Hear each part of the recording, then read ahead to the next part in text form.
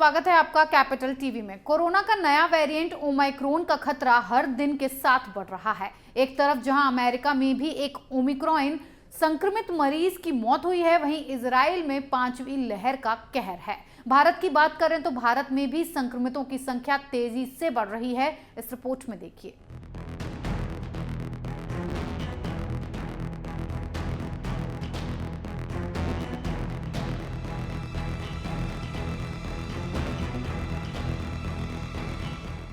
दक्षिण अफ्रीका में मिले कोरोना वायरस के नए ओमिक्रॉन वेरिएंट ने पूरी दुनिया में तबाही मचानी शुरू कर दी है। ब्रिटेन में तो हालात बुरी तरह बिगड़ गए हैं। वहां एक दिन में ओमिक्रॉन के 12,000 से ज्यादा केस सामने आए हैं।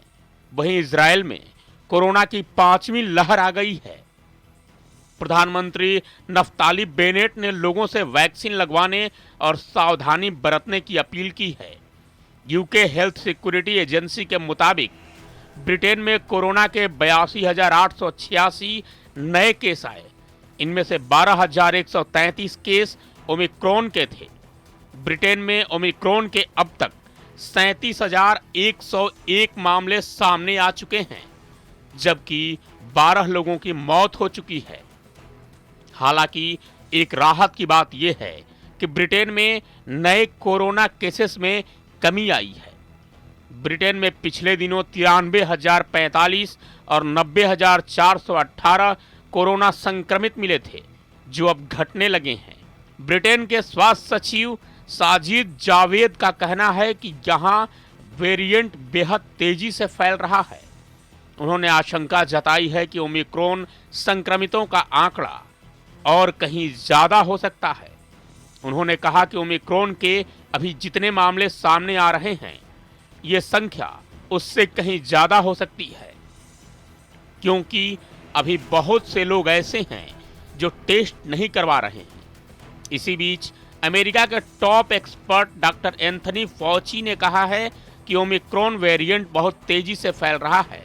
डॉक्टर फॉची ने आशंका जताते हुए कहा कि आने वाले समय में और ज्यादा ब्रेक थ्रू इन्फेक्शन के मामले दिख सकते हैं।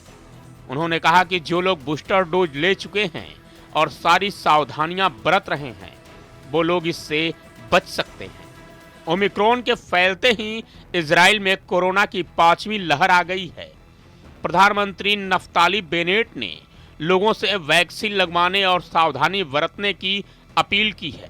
देश को संबोधित करते हुए उन्होंने कहा कि ओमिक्रॉन के मामले भले ही अभी ज्यादा नहीं हैं, लेकिन ये बेहद संक्रामक वेरिएंट है। 2 से 3 दिन में ही इसके मामले दोगुने हो रहे हैं। उन्होंने कहा कि इजराइल में 5वीं लहर शुरू हो गई है। 94 लाख की आबादी वाले इजराइल में ओमिक्रॉन के अब तक 134 मामले सामने आ चुके हैं। इजराइल के स्वास्थ्य मंत्रालय के मुताबिक 307 मरीज अब भी संदिग्ध हैं। इनमें से भी 167 ऐसे हैं जिनमें कोई लक्षण नहीं है। इजराइल के स्वास्थ्य मंत्रालय की एडवाइजरी कमेटी ने अमेरिका को भी रेड लिस्ट में डालने की सिफारिश की है, ताकि इजरायली नागरिक बिना परमिशन के अमेरिका की यात्रा न कर सकें। वहीं भारत की बात करें तो कोरोना का नया ओमिक्रॉन वेरिएंट दिनों दिन बढ़ता ही जा रहा है। देश में ओमिक्रॉन मरीजों की संख्या 202 तक पहुंच गई है। स्वास्थ्य मंत्रालय ने इसकी जानकारी दी। राजधानी दिल्ली में 54 मामले सामने आ चुके हैं, यानी हर 4 में से 1 मरीज यही मिल रहा है। हालांकि राहत की बात यह भी है कि 202 में से 77 मरीज ठीक हो चुके हैं। वहीं बीते 24 घंटे में देश में कोरोना के नए मामलों में थोड़ी गिरावट आई है।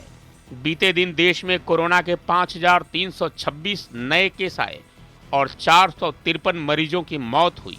कोरोना के नए मामलों की तुलना में 18.8% कम है।